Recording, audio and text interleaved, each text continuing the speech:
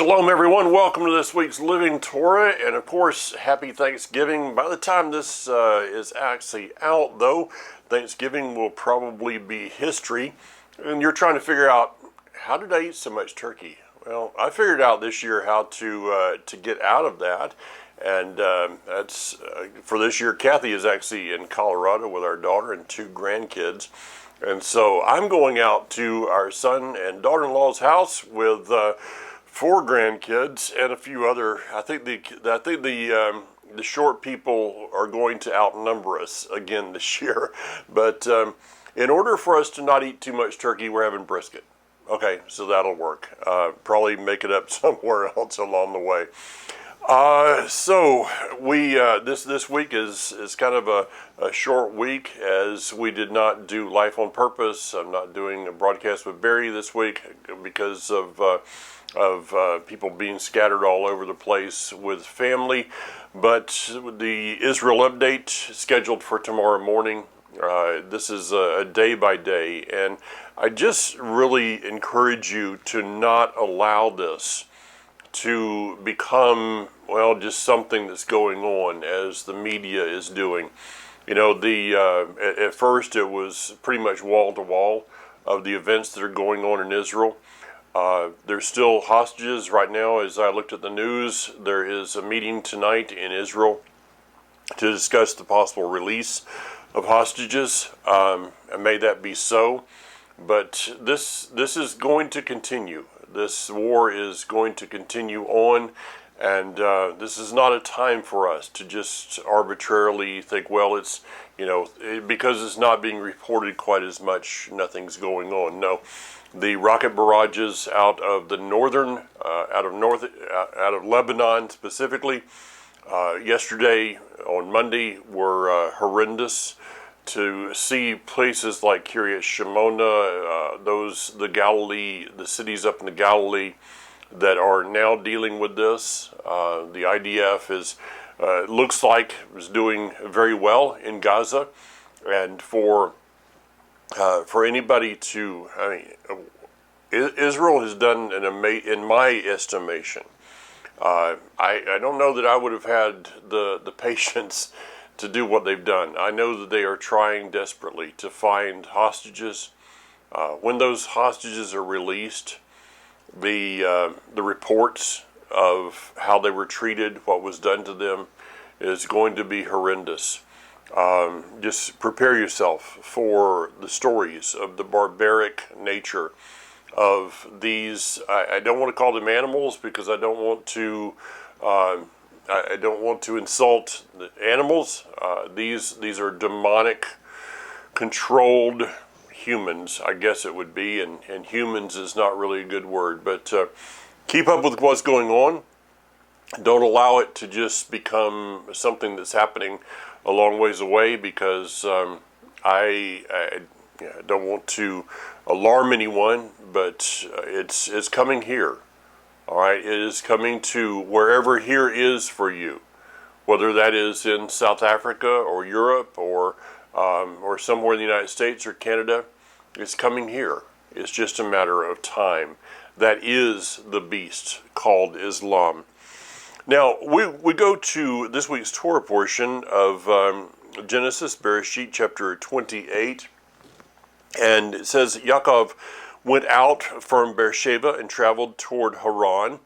Now, this is the footsteps. He is retracing the footsteps that would have been those of his grandfather. He would have been retracing the footsteps of the servant of Abraham. This is the route that I believe that Israel would come into the land. This goes up around toward, it would have been going up toward Shechem, what is today occupied Nablus. They would have gone around the area called the Valley of Wheat, the Valley of Bread, which is just north of Itamar. And they would have crossed over the Jordan River. This is the route that was taken back and forth and back and forth. So Yaakov is going on a route that he is familiar with for part of this, I believe he has walked these steps probably many times during his life, and he would have gone from the area of Beersheba north and would have gone right by Jerusalem, and then started to head toward Haran.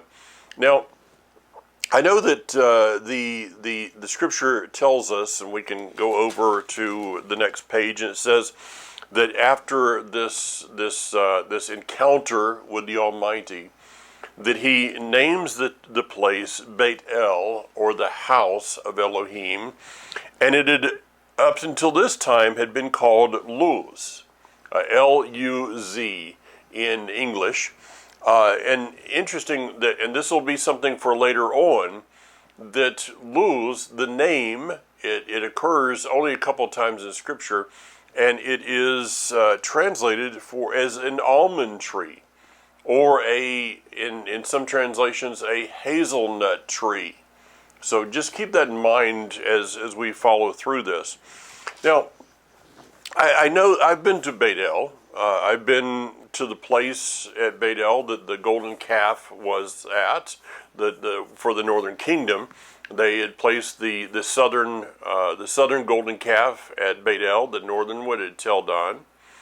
And there's just something in me that questions this little. Not that I'm trying to question Scripture, but that I'm questioning modern topography, I guess it is, because in my mind, for Jacob, he is probably Isaac took him and Esau to the area of Mount Moriah. I mean, just consider the possibilities here, that Jacob is sitting around and granddad and then his dad is telling him about this place that they went, and this is the place that the ram was caught in the thicket. What's the chances that eventually Jacob would have said to his father, well, I want to go there. I mean, I was sitting down talking to two of our grandkids the other day, and they had me telling stories. Well, eventually they're probably going to say, Grandpa, sir, how about taking us where those stories happened? And maybe I'll have a chance to do that. So in my mind, Jacob has probably been to this place. Jacob was taken to Mount Moriah. The place of the thicket was pointed out to him. The place of a certain stone was pointed out to him.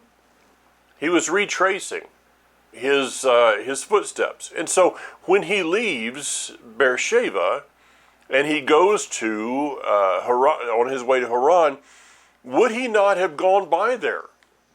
I mean, I just was speaking this past Sukkot down in Old Town, Florida. I went up and saw some friends of mine in Wakulla County on the Big Bend area, and I got there in time that I could go to the cemetery, and I could pay my respects. My grandmother, my mother, many of my relatives are buried there. There's an oak tree that is this huge oak tree that my grandmother of blessed memory, every time we went there, she says, I saw that thing as it came out of the ground, and I thought, I need to pluck that thing out of the ground, or it's going to grow. Well, it grew, and every time we went, Granny would be, she never cursed, but that's probably as close as she ever got, was at that cemetery, and all the mold that came from that Spanish moss on, the shade and everything. That's a little sideline. So I'm just thinking that he went by there. So when it says he came to a certain place, and we will later see that he used a stone, a certain stone, for a pillow. He laid his head down upon that. Now, using a stone for a pillow is, it's not really my idea of pillows. I've used a lot of things. an extra sleeping bag or something else, or your backpack, whatever it is. But a stone for a pillow, well, that's going to be a little bit of a, it's hard. But it's not that he was laying his head down upon that to as much for out of a place of comfort, but it was a place of connection. Consider that stone was a place of connection. So after all this happened between his mother, his father, his brother Esau, he's going back to the place. He's going back to his roots, going back to a place of an encounter, a place that he had been told of an encounter with Elohim. A little sideline teaching here is make sure, and this is specific for grandparents, I think. It works with moms and dads, but with grandparents, make sure that your grandchildren are told about the places that you met God. It's one thing to sit and talk with them or play a game or watch a movie or something, but make sure that somewhere along the way, that the main thing that they remember in life is the stories you told about the God that you served, the places that you met with him. Now, it says that he laid down and he dreamed that there before him was a ladder resting on the ground with its top reaching to the heaven, and the angels of Yud-Heh-Vav-Heh were going up and down on it. Remember from prior teachings last year, I guess, that the numeric value, the gematria, numeric value for the word ladder and the numeric value for the word Sinai are the same. They both equal 130. And so what is it that why is that? Mount Sinai is a place of communication. Let's consider it that way. That a ladder is a place, that the angels, the messengers, and when we, I was listening to some commercial the other day, and I think that most people, and this was a religious commercial, I'll just put it that way, I won't say who it was, but most people have never thought about what they're trying to communicate. When you talk about heaven, so there's a ladder that went from heaven to earth, and so now all of a sudden or heaven is a place that is very similar to, or it's like another planet. Wait a minute. No, it's a realm. It's beyond our comprehension.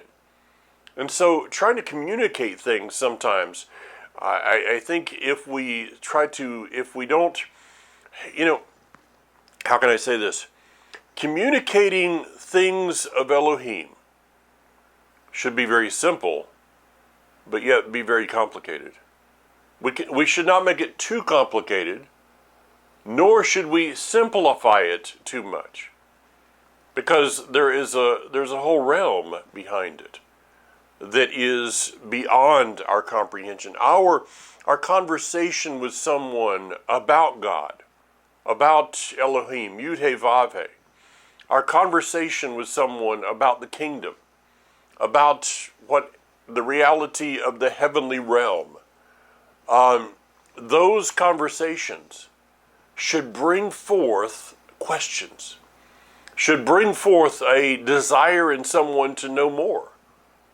There should be an almost a mystical part of our conversation that makes them want to dream. I posted something on Facebook this morning that said the sunrise was an announcement that we are one day closer to the kingdom, his kingdom.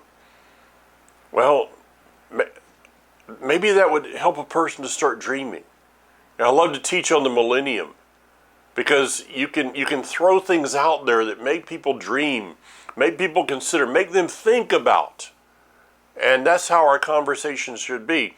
So this thing of a ladder, let's don't oversimplify it, or let's don't overcomplicate it. Because the concept of a ladder being the same as Mount Sinai, well, Mount Sinai takes us to the Torah, the first 5 books of Scripture, takes us to the 10 words, takes us to the 613 commandments, which is what? How do we describe this? How do we describe the Torah? There's many ways, but let me give you a different one today than maybe you've thought about. Torah, the 10 words, the 613 commandments, that which was given to Moses on Mount Sinai, is the heavenly realm communication to the earthly realm. Okay? It's a source of communication. When I was in my teens, it was the time of CB radios. Now, anybody that was living in the 70s knows CB radios and all the stupidity and phraseology that came out with that, made famous by the movie Smokey and the Bandit. I could never bring myself to use some of those words that were used in that day. It was just ridiculous to me. That's another story. But what we had a communication. We had communication between two people or a group of people, and this was a communication device. Well, let's consider that Mount Sinai is the way that he communicates to us. The ladder, the angels, the messengers going up and down on it. So why should we continue to study these words year after year? Why in the world should, after 20 years of reading the Torah, reading the Scripture, why in the world should I continue to do this? Because this is the way that he has established for us to communicate, for me and him to communicate. I'm talking us as in me and my Creator. This is the way that he has established to, let me just expound on that a little bit more. This is the way that he has established to verify our communication. So if I'm spending the time in prayer and I feel like I hear something from him, then I can go to the Scripture and I can verify it. Through the mouth of 2 or 3 witnesses, truth is established. So if what I hear, like, America's always going to stand with Israel, rah, rah. When I look at the Scripture and it says, that's not going to happen. And so I need to verify what I feel like I hear. Maybe it's because of emotion. Maybe it's because, we kind of, in our thinking, it's that, isn't it true that we kind of hear what we want to hear? But when we go back to the Word verifies what we hear as from him or not. Now, with this, let me give you an example of something. And I've been reading in Jeremiah Jeremiah over the last week since this beginning of this war. And I have to, as I think I said a couple weeks ago, I have to tell you, most of it I have no idea what I'm seeing. I don't understand it at all. But I read something this morning that I think I understood pretty good, or at least I hope I understood. And this is regarding Esau. So in Jeremiah chapter 49, verse 10, so I, for my part, have stripped Esau bare. I have exposed his hiding places. He will not be able to hide himself. May that be a word for our day. As we're watching the news, and we're watching the IDF, as they're uncovering these tunnels, Maybe this is a good scripture for us to pray into the situation that we have today. And so that's just a way of verifying. Now, we go on from there. I need to make some time here. We go on from there, and it's in verse 13. I just need to read these verses. Then suddenly, Yudhe-Vavhe was standing there next to him. Oh yeah, I won't go there. And said, I am Yudhe-Vavhe, the Elohim of Abraham, your grandfather, and the God of Isaac. The land on which you are laying, I will give to you and your descendants. Your descendants will be as numerous as the grains of the dust of the earth. You will expand to the west, to the east, to the north, to the south. By you and your descendants, all the family of the earth will be blessed. Look, I am with you. I will guard you wherever you go. I will bring you back into this land because I won't leave you until I have done what I have promised to you. That, ladies and gentlemen, once again goes back to what is going on with this war. And why the media cannot understand this war is because all they can understand is Christmas trees and Santa Claus. You won't find truth in Santa Claus. You will find truth in the Word. I better move on from that one. So the promise was given to Jacob, which is the same promise that was given to Abraham. That promise is not given to Esau. It is said, to your descendants I will give this, which is one people called Israel. You and I, in Messiah, I believe, are grafted in, adopted into a people called Israel.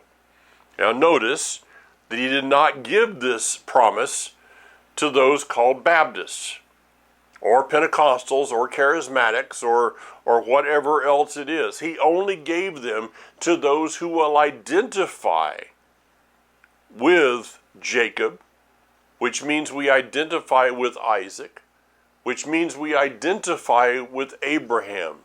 We must go back into our lineage and understand that, as it says in the book of Romans and also in the book of Yaakov or James, our father Abraham. That concept of our father Abraham should be more than just a little song that we used to sing in vacation Bible school. Father Abraham had many sons, and many sons had Father Abraham. You won't get that out of your head. You're welcome very much. Now, moving on from there, we see in verse 17, it says, where am I at? Then he became afraid and said, this place is fearsome. Now, the word fearsome is a word that is used of reverence. It is Yod Resh Aleph. This word, the first time it is used, I'll let you look it up on your own, is in Genesis chapter 3, verse 10. It is a place of, let me define it like this.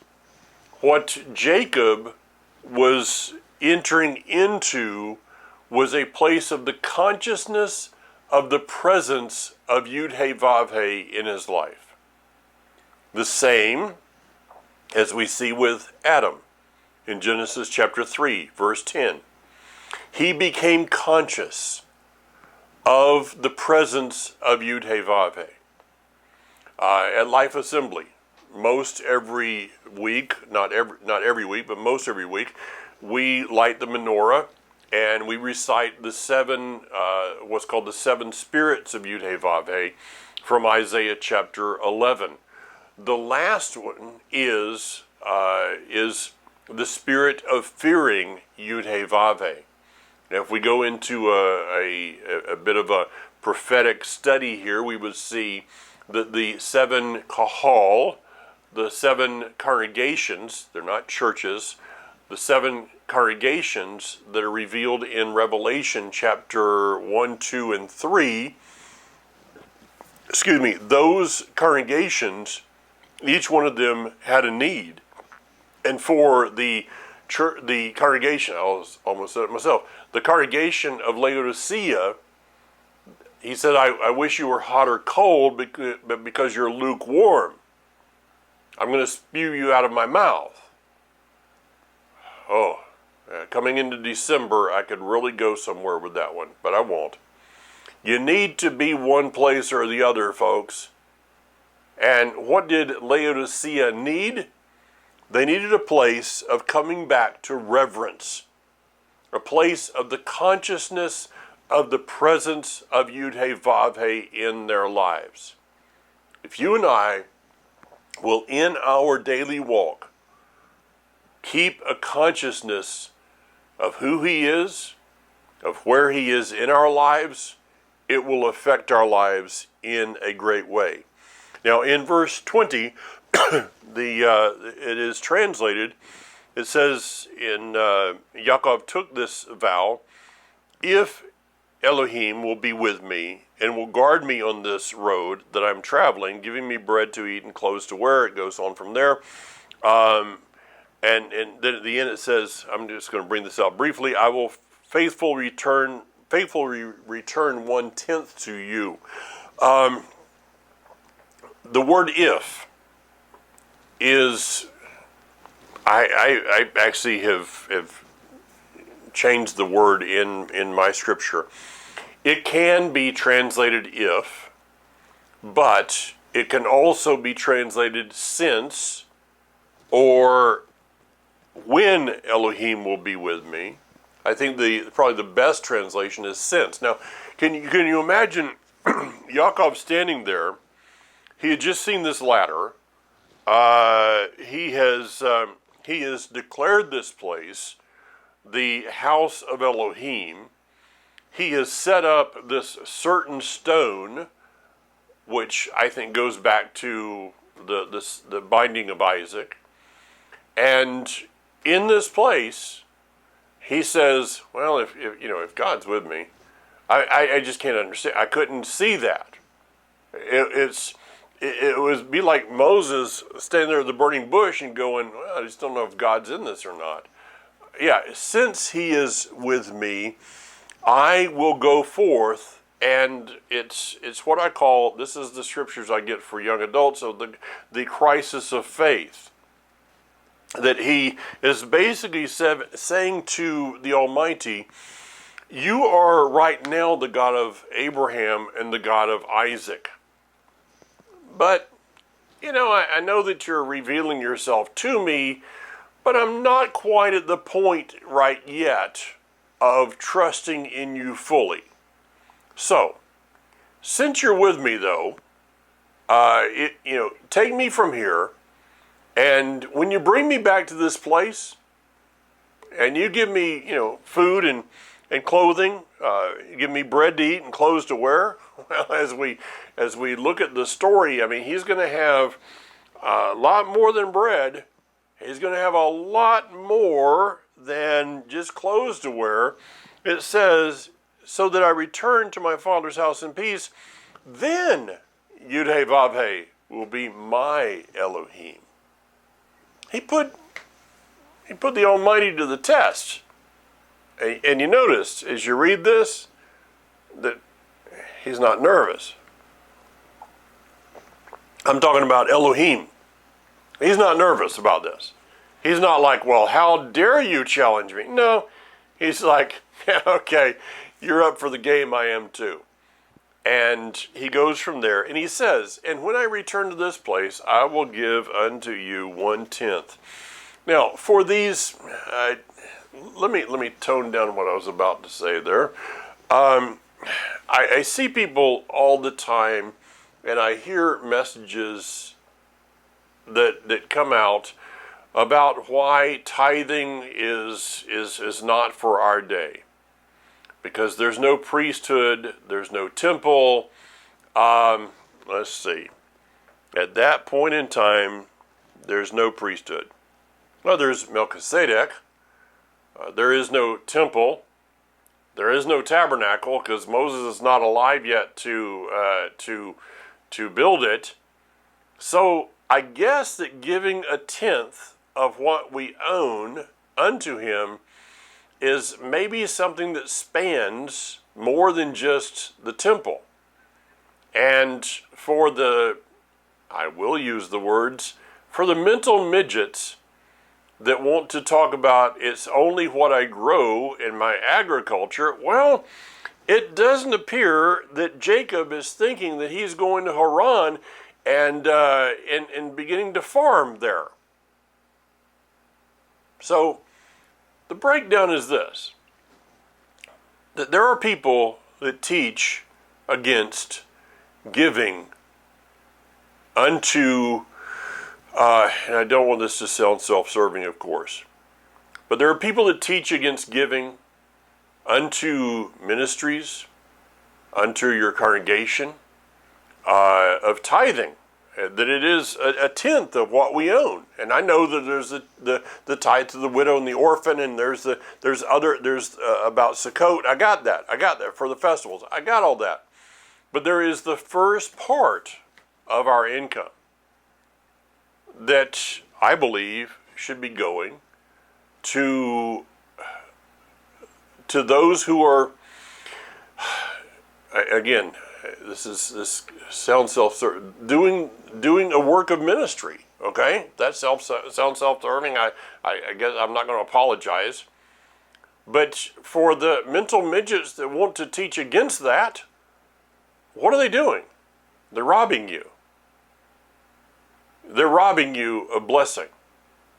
Go to Malachi. They're robbing you. If we are not giving unto his kingdom, the person that's teaching you not to do so is robbing you of blessing and investment into his kingdom. Moving on. Now, I got to go all the way down to chapter 29. And this is the infamous time of Yaakov, getting back, and he meets Rachel. And one verse, it says, they answered, we cannot water the sheep, not until all the flocks have been gathered together and they rolled the stone away from the opening of the well. What does that teach us? What does that teach us? This is what I take from there. There is a revelation of Messiah that we will not have until all the flock is gathered together. This is I was talking to some folks at this past Shabbat, that we may say that we have a revelation of who the Messiah is, and I believe I do.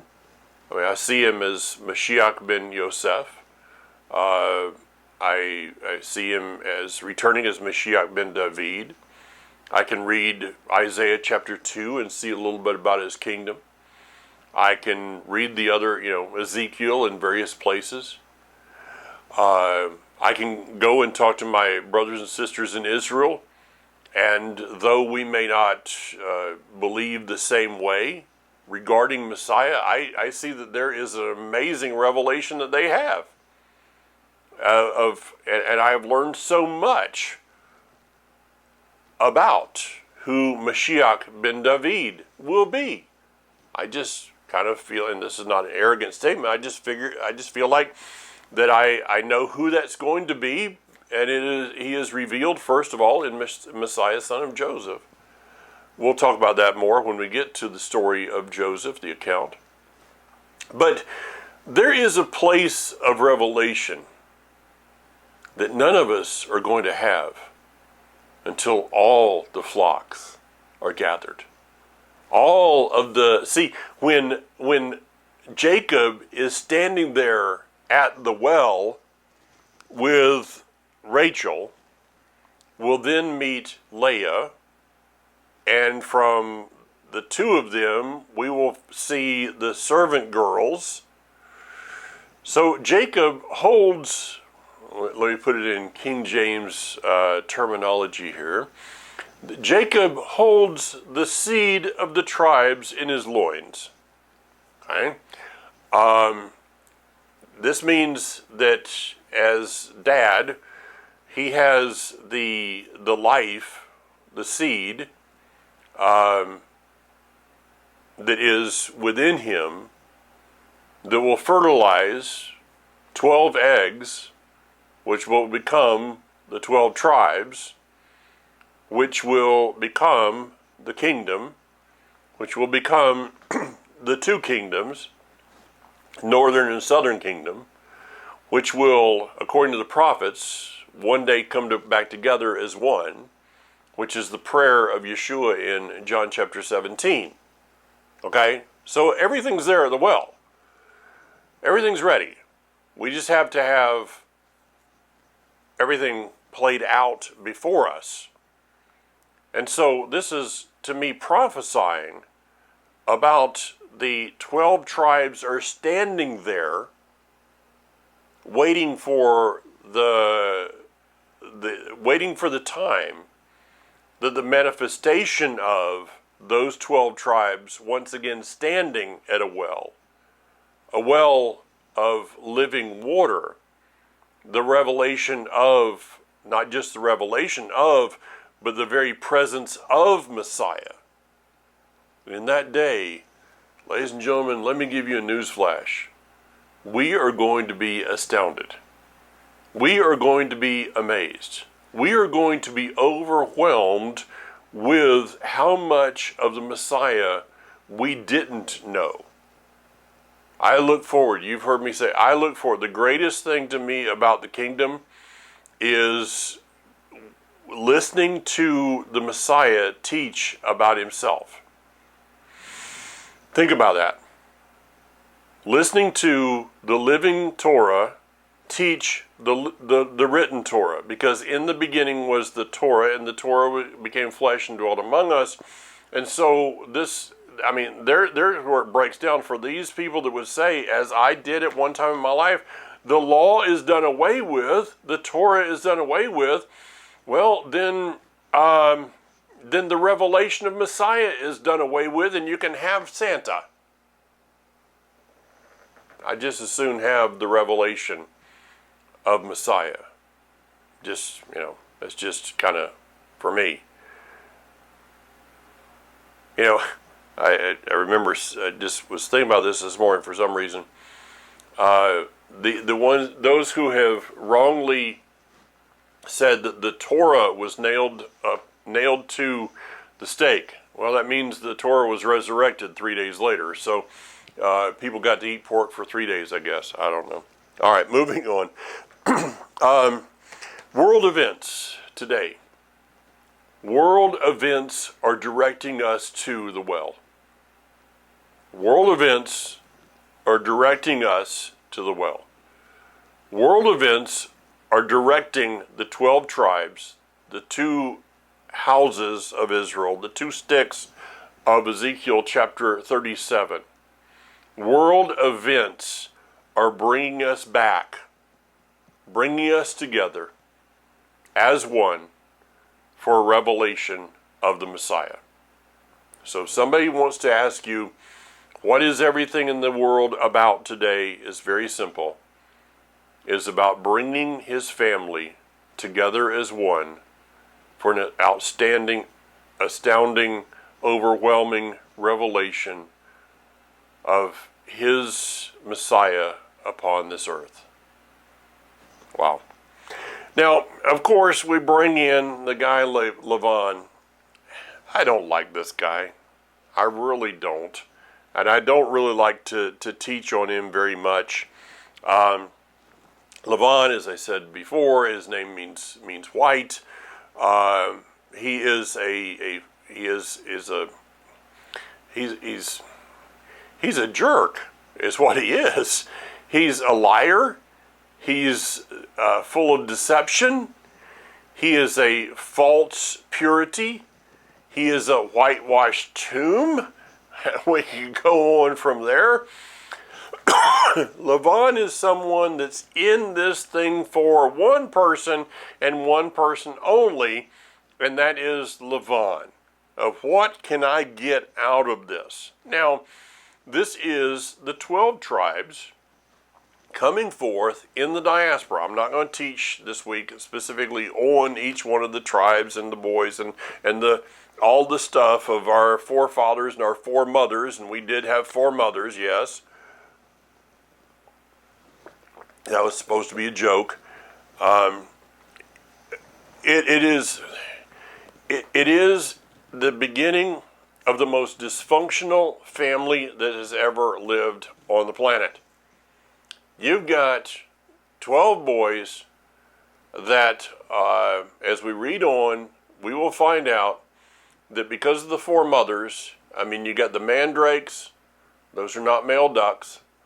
You got the backbiting, the manipulation, and that is going to turn out to be a group of boys that are going to seek to kill each other, well, let's sell him, let's put him in a pit, let's do all kinds of things. And it's just amazing to me how today we as a family called Israel, whether it be the Jewish side of the family, the former Gentile side of the family, the Ephraim part, however you want to term it, there's one thing that we have in common with our ancestors, and that is dysfunction. Why is it that people are so dysfunctional that it's like yesterday? I saw a post that came up on my Facebook feed twice. Someone was arguing about the shape of the earth, the flat earth versus the round earth, and I for once in my life, I got to pat myself on the back. I did good. I just went on because I wanted to put on there how stupid that we have about 240 hostages in Israel. The world is exploding. There's literally hundreds of wars going on around us, and you're discussing something that you can't change. I mean, there's a sign behind me right there. You can't fix stupid. That's the reason it's there. So I can make a statement at all times about what I think about things like that. Now, the end of the story with Laban is kind of an interesting one because it's in chapter 30, and we go down to verse 37. I know I'm going over a lot. It says, Yaakov took fresh cut branches from poplar, almond, and plane trees and made white streaks on them by peeling the bark. And I know that there's a lot of prophetic things here, but here's one interesting one to me, is that the word here is almond. It can also be translated as hazelnut. Okay? Think about this. We go all the way back up to, he called the place Luz, or almond tree. And so just prior to him departing from exile, he is brought back to the revelation. Was it that as he was peeling this bark, as he's peeling the bark of these trees, is he thinking about that night, that morning, that experience at Beit? Was he considering his commitment that he had made in his so-called crisis of faith? Were all these things beginning to come back to him just prior to him preparing to leave exile and go back home? I'm kind of thinking that maybe there's some things there within those words that you could spend a little bit of time on this Shabbat, that he's preparing a people by giving us memories memories that go back to Scripture, memories that go back to times of our lives where we've had encounters with Him, and we begin to yearn for home. Was the almond bark, did it cause a longing for home that would soon be realized? Now, in chapter 31, just a couple more things real quick. Verse 19, we see that now Laban had gone to shear his sheep, so Rachel stole the household items that belonged to her father. Guys, as we're leaving, as we're being prepared to leave the exile, there will be a tendency to try to take some of exile with us. What you take out of exile that is not according to the Word will go with you, and let me use a word that is about the only word I got right here. It will haunt you. What are household idols? Idols are plan B. Idols are things that we use when plan A, which is His will, His ways, are not really working out the way we think they should. And so it gives us something to kind of, well, if this doesn't work in my timing, I have something as a backup plan. Be careful that as we are being prepared, and I believe we are, as we are being prepared to leave exile and go back to a place that we've never been, like right, I mean, here we look, and it says that Rachel, she had never been there. Okay, she had never been to the land of Canaan, the land of Israel. But now that she is a part of the family, it's part of her inheritance. And so now she's going back she's going to a place she's never been before, and she's taking plan B with her. I don't know what this may look like in each person's life. Leave plan B behind. There's only plan A. There's only Yah's plan for our lives. Now, last verse, and this is early in the morning. This is chapter 32. Laban got up, kissed his sons and daughters, and blessed them. Then Laban left and returned to his own place. Yaakov went on his way, and the angels of Elohim met him. All right, he went on his way. That we could think for a moment that it is the same words of Yaakov went out from Beersheba, but it's not. It's a different word.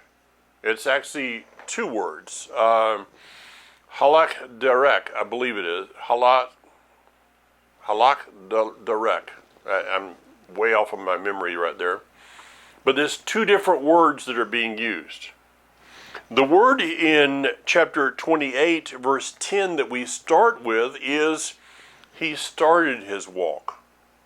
When he left his father's house, he was beginning his walk. The wording in chapter 32 is he continued his walk along the road. So, leaving his father's house was the beginning of his walk. Leaving exile, he then continued his walk. And his walk would not be complete until he was back in the land. I can go into various scriptures all over that talk about the house of Israel leaving, going into exile, and returning. And I believe that that is where we are today.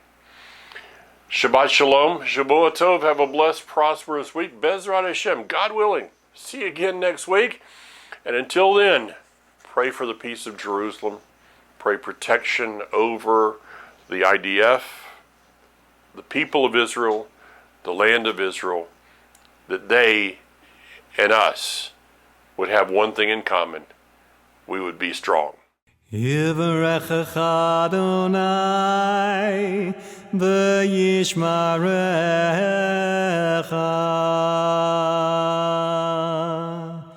Ya'er Adonai panav elecha v'yichunecha.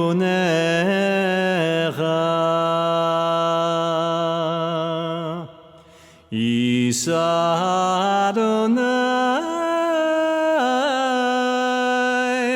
panav elecha